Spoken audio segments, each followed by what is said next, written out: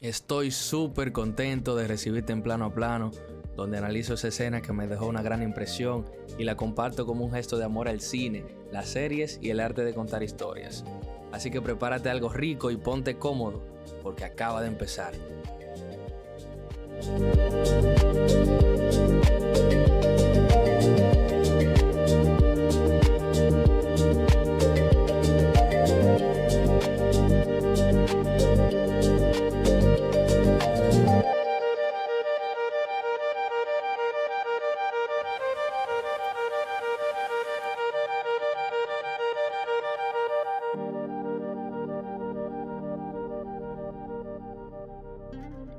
La escena comienza en una noche lluviosa.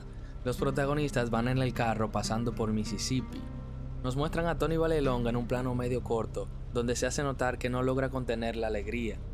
Detrás, la figura del Dr. Shirley desenfocado, con un lenguaje corporal más rígido y claramente estresado. El limpiaparabrisas contribuye a la ambientación pasando por enfrente de ambos, como intentando retirar las gotas de lluvia en el vidrio empañado que no nos permite ver claramente. Pero además, fallando en el intento de limpiar el lente, sin una radio encendida, el sonido de la lluvia y el vehículo, todo contribuyendo a una vibra caótica o de una incongruencia de emociones y de humor entre ambos. Desde la primera imagen se siente la vibra pesada, el presagio de un conflicto que impera en el ambiente pero que claramente Tony no ha logrado darse cuenta. Tony entonces revela el motivo de su felicidad cuando dice "Bobby Kennedy nos salvó el culo", haciendo un gesto con la mano y con un tono que nos hace entender que ni él mismo se cree que haya ocurrido algo como eso. Anteriormente, unos policías lo detuvieron debajo de la lluvia después de haberse perdido por tomar una ruta equivocada debido a la poca visibilidad. El policía le pidió a Tony que saliera del carro solo para preguntarle por qué motivo están en esa ruta y por qué está como chofer de esa persona. Entonces, le deja saber que está en un pueblo de puesta de sol, que en los años 60 algunas comunidades de Estados Unidos prohibían la presencia de personas negras después del anochecer, cosa que Tony ignoraba completamente. Cuando el policía se entera que Tony es de ascendencia italiana por el apellido Vallelonga, entonces procede a emitir uno de los comentarios más racistas de la historia de la humanidad con un gesto de comprensión y repudio asintiendo con la cabeza. "Oh, ya veo, tú tienes tu propio negro". Tony responde como sabe hacerlo de manera impulsiva y le hace una agresión al policía, hecho que lo deja en la cárcel, y realmente ahí tienen una conversación bastante buena de la dignidad que la podemos ver en otra ocasión. La narrativa avanza cambiando a una toma exterior del vehículo en un plano general medio. La cámara se ubica a nivel del suelo, casi a la altura de los faros del vehículo, lo que da la perspectiva subjetiva, como si el espectador estuviera presenciando el momento desde un punto vulnerable o siendo testigo del mismo.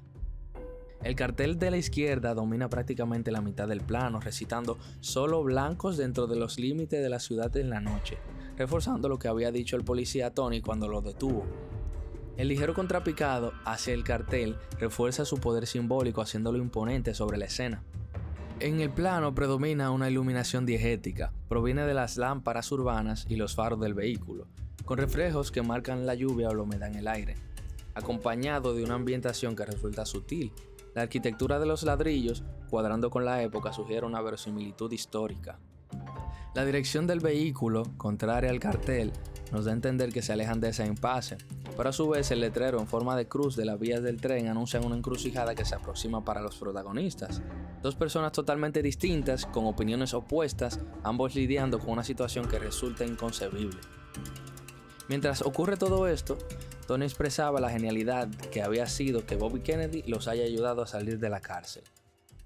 El Dr. Shirley le responde a Tony que no es para nada genial, sino que es humillante. El encuadre es cerrado y centrado, un plano medio corto o incluso un primer plano que concentra toda la atención en su cara. El personaje no está perfectamente centrado, su mirada hacia afuera y el gesto con la mano rompen la simetría, lo que crea una tensión interna. La mano enfrente, con mirada fija, el rostro tenso pero controlado, comunica cansancio moral y contención emocional. Luego recalca, señalando con la mano como reafirmando con firmeza su punto. Shirley no está contento, a diferencia de Tony, el cual ahora se nota confundido por la conjetura del Dr. Shirley. Tony entiende que antes estaba mal, pero ahora está bien. Un razonamiento de una persona que no entiende las máscaras sociales. En su simpleza no logra comprender las matices del comportamiento moral a lo que está acostumbrado Shirley en su vida más refinada.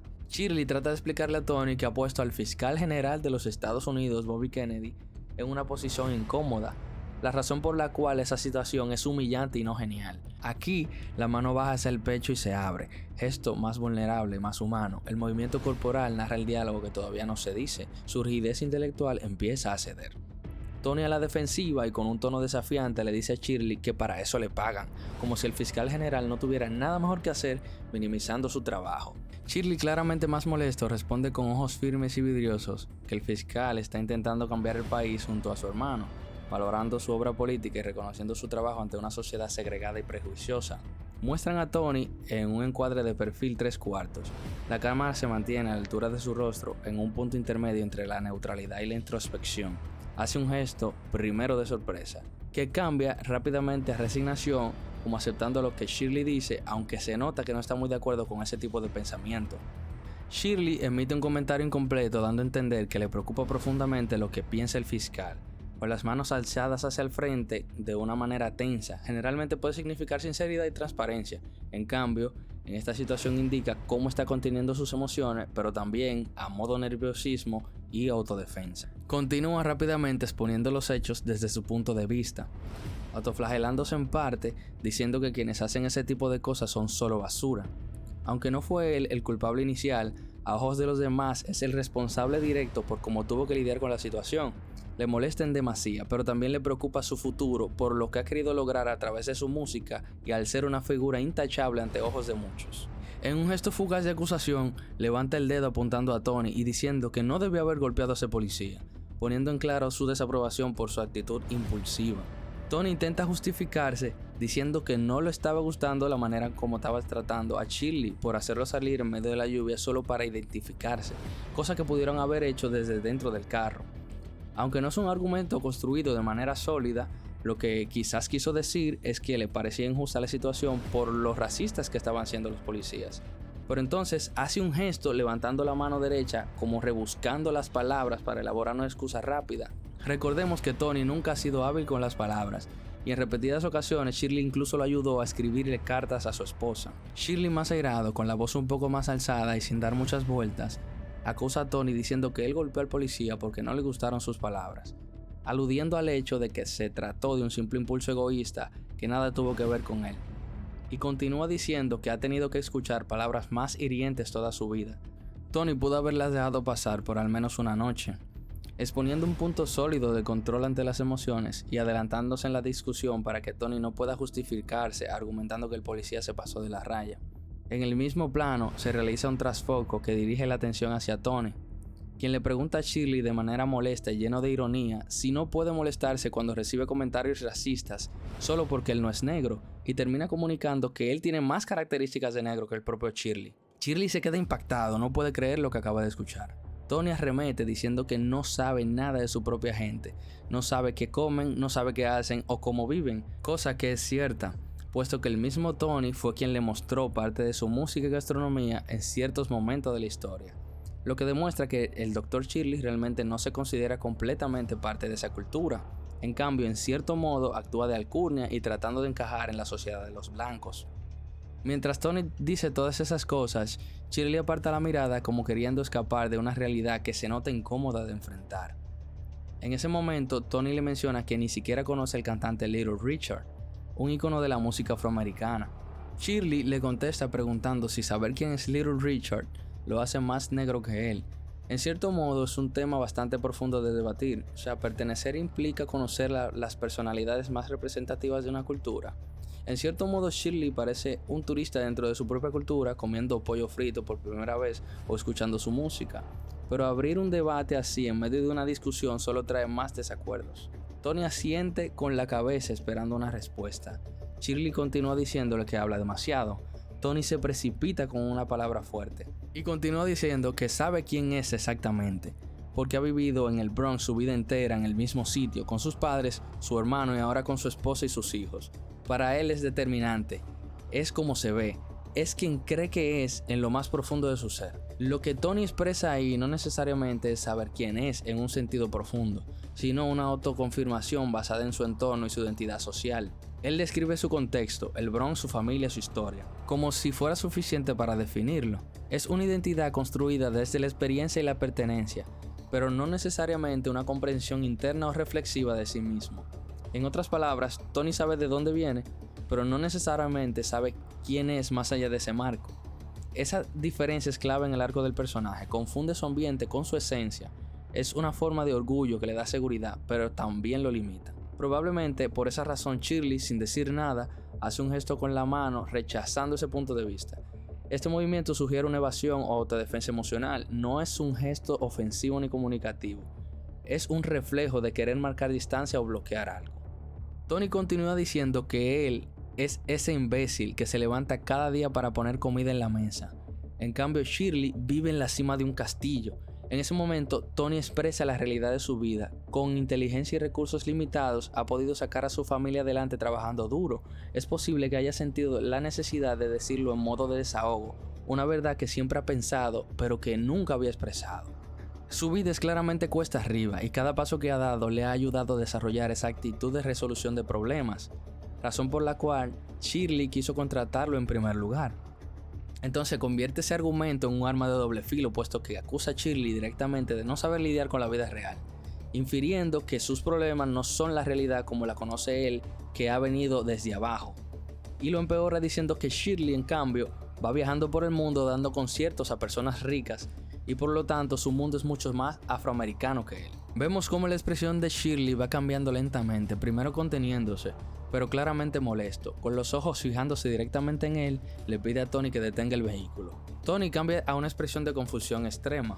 Shirley le pide nuevamente que detenga el vehículo, ahora un poco más alterado. Tony se niega a detenerse pensando que están en un camino oscuro y con lluvia, y no es una idea razonable. Es cuando Shirley explota por completo, gritando que detenga el auto mientras golpea hacia abajo. El desenfoque y la falta de definición de los rostros no son errores técnicos, es una decisión estética para desdibujar la identidad momentánea de los personajes, como si estuvieran perdiendo la claridad emocional o racionalidad. Plano general nocturno, capturando el auto detenido bajo la lluvia en medio de una carretera desierta. La cámara se ubica a distancia, enfatizando el aislamiento del vehículo y reduciendo la escala humana casi inexistente. El encuadre está perfectamente equilibrado entre dos puntos de fuga, las luces del camino a la izquierda y el auto detenido a la derecha repleto de oscuridad en esa parte. Esta composición dirige la mirada del espectador hacia el foco emocional de la escena, los personajes a punto de salir del auto, el silencio desde el exterior. Tony, confundido, se asombra al ver que Shirley está saliendo del vehículo claramente alterado. Cámara frontal estática. El plano general mantiene el eje centrado, mostrando el auto de frente como si fuera un escenario teatral. La simetría refuerza la tensión emocional. Ambos personajes están en lados opuestos del encuadre y de su conflicto. Shirley sale del vehículo, rompe la contención, abandona el refugio. Esa acción visualiza una ruptura emocional o moral, no soporta más el confinamiento físico ni simbólico. Shirley cierra la puerta atrás de sí, la simetría ya no se mantiene. El equilibrio se rompe mientras que Shirley cierra la puerta, que puede interpretarse como rechazo, miedo o necesidad de marcar distancia. Tony, en cambio, abre la puerta a modo de entendimiento, comprensión y preocupación por lo que está ocurriendo, pero también la confusión de una situación que no entiende del todo. En el siguiente plano, Shirley camina apresurado intentando alejarse aún más. La lluvia se mantiene torrencial, un reflejo de la mente de Shirley en ese momento. Tony en el fondo con las manos extendidas, pidiendo una explicación y sin recibir una palabra a cambio. Tony se apresura a alcanzarlo mientras grita que vuelva al auto. Se nota su cara de desconcierto. Primero duda, pero luego se convence a correr detrás de sí. Shirley se nota tenso, escaso de paciencia, los puños apretados, síntomas de un intento de autocontrol, como si estuviera agarrando su temperamento con todas sus fuerzas. Avanza decidido a alejarse para evitar explotar. Finalmente, Tony lo alcanza y lo toma del brazo. Nos muestran a ambos en un plano medio general. Todo es tinieblas. La oscuridad no es solo realista, es narrativa. Oculta detalles, sugiere peligro y desconexión del mundo. No hay una línea clara en el horizonte. El campo se funde con el cielo oscuro. Esto crea una atmósfera claustrofóbica a pesar del espacio abierto. En ese instante, Shirley se nota como no puede soportar más. Aparte el brazo, no desea ningún contacto físico. Todo lo que ha contenido hasta el momento empieza a brotar como una erupción de un volcán, y es entonces cuando explota. Se voltea bruscamente y casi gritando admite que vive en un castillo como le había dicho Tony. Su cara es ansiosa y exagerada, a punto de expresar algo que le pesa, le duele, le atormenta, pero al mismo tiempo resulta difícil de decir, ya sea por miedo o por vergüenza. El puño no está completamente cerrado, como señal de que está empezando a abrirse. Tony, un poco confundido, escucha atentamente. Sin titubear ni un segundo, luego de admitir que vive en un castillo, especifica que vive solo en un castillo. Describe una persona que, aún teniendo todo lo que muchos desean, comodidad, éxito, estabilidad y recursos, vive en una profunda soledad que no tiene a nadie con quien compartir. Es la imagen de alguien rodeado de privilegios, pero aislado emocionalmente, donde el castillo representa una vida completa en lo material, pero vacía en lo afectivo, un lugar grande, seguro y lleno de cosas, pero sin presencia humana que le dé sentido. Su posición dominante comunica que no está simplemente diciendo una frase dura, está forzando una confesión emocional, empujando a Tony a enfrentarse a una verdad que lo destruye por dentro. Las palabras de Shirley retumban en la cabeza de Tony. Ahora muchas cosas tienen sentido de golpe, toda la culpa le cae encima, el arrepentimiento de haber dicho cosas que parecían inofensivas pero que realmente fueron hirientes. No sabe cómo lidiar con este tipo de situación. Por eso se paraliza, su postura es dubitativa y su mirada es vaga y distante. En este plano cerrado de Shirley, la cámara se acerca más que nunca durante la discusión, aislando lo visual y emocionalmente. La iluminación mínima, apenas un recorte de luz cálida en su rostro empapado, crea un claro oscuro que enfatiza la crudeza de su confesión. La lluvia resbala por su cara como una forma involuntaria de lágrimas. La naturaleza llora por él cuando él aún no puede hacerlo. Dice en voz alta y acelerada que los blancos solo les gusta escuchar cómo toca el piano porque los hace sentir cultos. No es una queja casual, es una síntesis de todo el sistema que lo reduce a un objeto ornamental. La cámara mantiene la proximidad sobre Shirley, pero ahora su expresión se transforma. Ya no es solo un dolor contenido, sino indignación pura. Sus cejas se elevan mientras su boca articula la frase con una mezcla de rabia, impotencia y desilusión. Entonces dice que cuando camina fuera del escenario, solo es otro negro para ellos como los demás, porque esa es su verdadera cultura. La frase que pronuncia es devastadora y el lenguaje corporal lo acompaña. Su cabeza avanza ligeramente hacia Tony. Los ojos se abren con furia reprimida, revelan que están al límite de un quiebre emocional. Esta es la primera vez que expresa de manera abierta la contradicción que lo define, admirado en el escenario, deshumanizado fuera de él. La frase expone la hipocresía de quienes lo admiran por su talento mientras lo deshumanizan por todo lo demás. Es una revelación que redefine la relación entre ambos personajes y enmarca su soledad de manera brutal. Únicamente no está solo en un castillo, también está solo en un mundo que lo aplaude, pero no lo acepta. La presencia de Tony en primer plano simboliza perfectamente su papel en este instante. Está ahí, pero no entiende por completo. Oye, pero no escucha todavía. Su figura con una iluminación más fría contrastando con la de Shirley. Este plano refuerza la idea que es Shirley quien está revelando una verdad incómoda, mientras Tony apenas puede procesarla. La composición mantiene a Tony en un desenfoque en primer plano. La cámara insiste en que en este momento pertenece únicamente al personaje que habla. Su soledad es visual, emocional y narrativa. Incluso acompañado, está completamente aislado. Su rostro ocupa casi todo el cuadro, atrapándolo en un encierro visual que representa su encierro existencial. La frase que pronuncia es uno de los puntos más devastadores de la escena. Declara que sufre una humillación en soledad, porque tampoco es aceptado entre los suyos, creando un doble exilio, uno impuesto por el racismo externo y el otro por una incomprensión interna. Esta revelación transforma el conflicto. Ya no se trata solo del trato que recibe desde el mundo blanco, sino de una identidad quebrada y contradictoria que no encuentra lugar en ninguna comunidad. Cuando dice, si no soy suficientemente hombre, suficientemente blanco o suficientemente negro, cada categoría se convierte en un golpe emocional que él se da a sí mismo. Los blancos lo ven como un adorno, los negros como un extranjero, los hombres en general no lo ven como un hombre por su preferencia sexual. No está acusando a nadie, está confesando el peso de expectativas sociales. La cámara no corta porque necesita que el espectador vea ese derrumbe en tiempo real. La lluvia intensifica la escena, golpeando su rostro como si el mundo exterior fuera un cómplice del dolor interno. Remata diciendo, entonces Tony, dime quién soy. Casi sale quebrado, la garganta tensa, el gesto desbordado. Es un grito identitario, pero también un lamento existencial. No busca una respuesta. La pregunta es demasiado grande para ser contestada. Es el vacío el que lo ha llevado una vida entera de fragmentación. Este plano marca un punto de no retorno en la escena. Es el momento en que la herida interna de Shirley deja de ser silenciosa y se convierte en una denuncia. Es el estallido de una vida entera siendo visto como un adorno sofisticado, pero jamás como un igual. Solo resta el silencio, una mirada esquiva, mira a sus alrededores como buscando una respuesta. Este plano marca un quiebre notable en la escena. Después de la explosión emocional anterior, la cámara introduce un cambio de lenguaje visual contundente. Shirley ahora se da la espalda. Ya no vemos su rostro, su expresión queda oculta. La decisión cinematográfica no es accidental, es un gesto de retirada emocional, de agotamiento, de un intento de recomponerse tras haber mostrado más vulnerabilidad de lo que jamás se había permitido. El ángulo también cambia, la cámara se sitúa ligeramente detrás de él, mientras la figura de Tony permanece borrosa en primer plano. Esta composición crea una distancia dramática clara, aunque está físicamente a pocos pasos, emocionalmente se ha alejado miles de kilómetros. Este plano visualiza el vacío que ha quedado después de su confesión. Ya no está gritando, ahora está abrumado por su propia verdad. La banda sonora nos regala una pieza sutil que ayuda a calmar el silencio.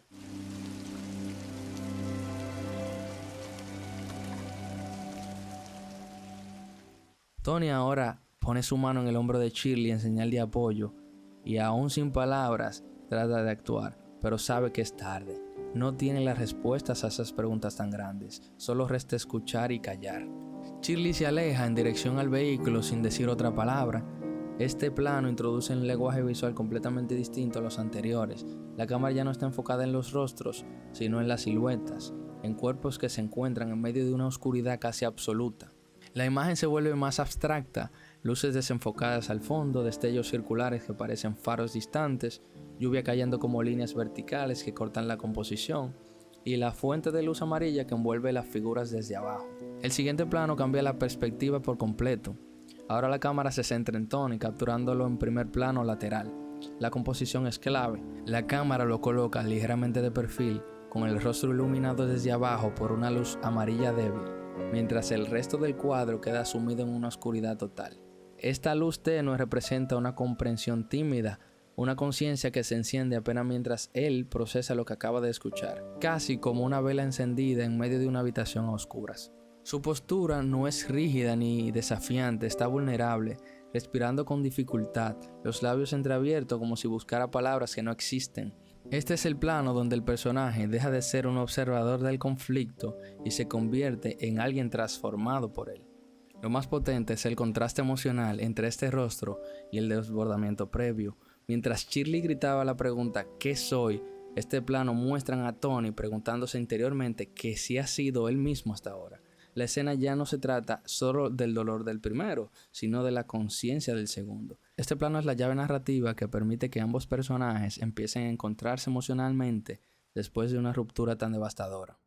Más tarde, la figura del vehículo corta el siguiente plano general extremo mientras transita por la noche. Sirve como un plano de transición que abre la escena hacia un espacio distinto, donde el vehículo aparece como un punto minúsculo casi insignificante en medio de una oscuridad. La elección del encuadre es simbólica. Después de haber visto emociones desbordadas a centímetros de distancia, ahora la cámara nos muestra lo opuesto. Es como si la película dijera, lo que acaba de ocurrir es íntimo, doloroso y profundo, pero el mundo allá afuera sigue siendo indiferente, enorme y frío. Nos muestran a un Tony pensativo y a un Shirley agotado. Expresa que necesita descansar. Tony, cansado también, reconoce que necesitan descansar.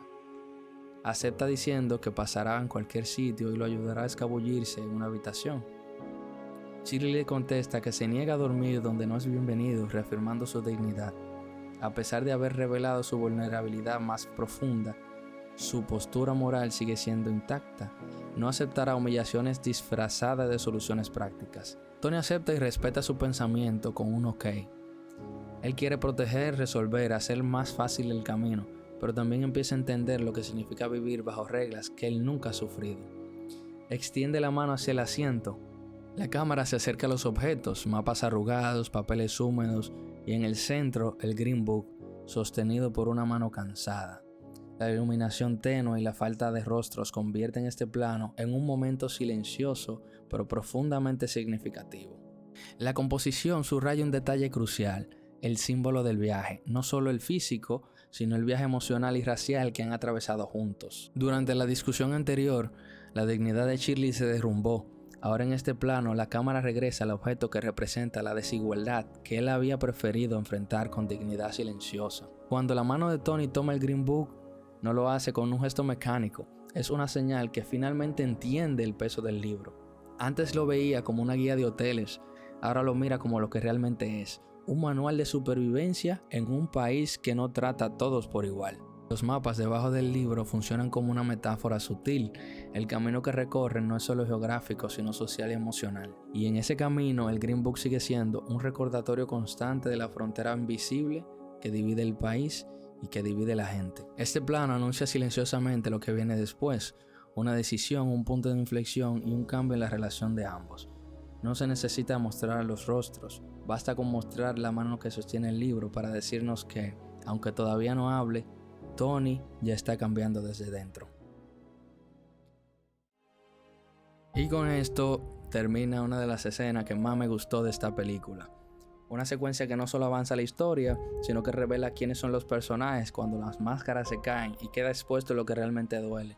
Momentos así nos recuerdan por qué amo el cine, que en cuestión de minutos pueden mostrarnos humanidad, conflicto, vulnerabilidad y transformación de una manera que solo el arte puede lograr. Gracias por llegar hasta aquí y por compartir conmigo esta pasión por analizar lo que muchas veces pasa desapercibido. Si te gustó este desglose y quieres seguir explorando más escenas como estas, ya sabes qué hacer. Quédate cerca y suscríbete. Comenta qué escenas quieres que revisemos después y seguimos dándole plano a plano. Nos vemos en un próximo análisis.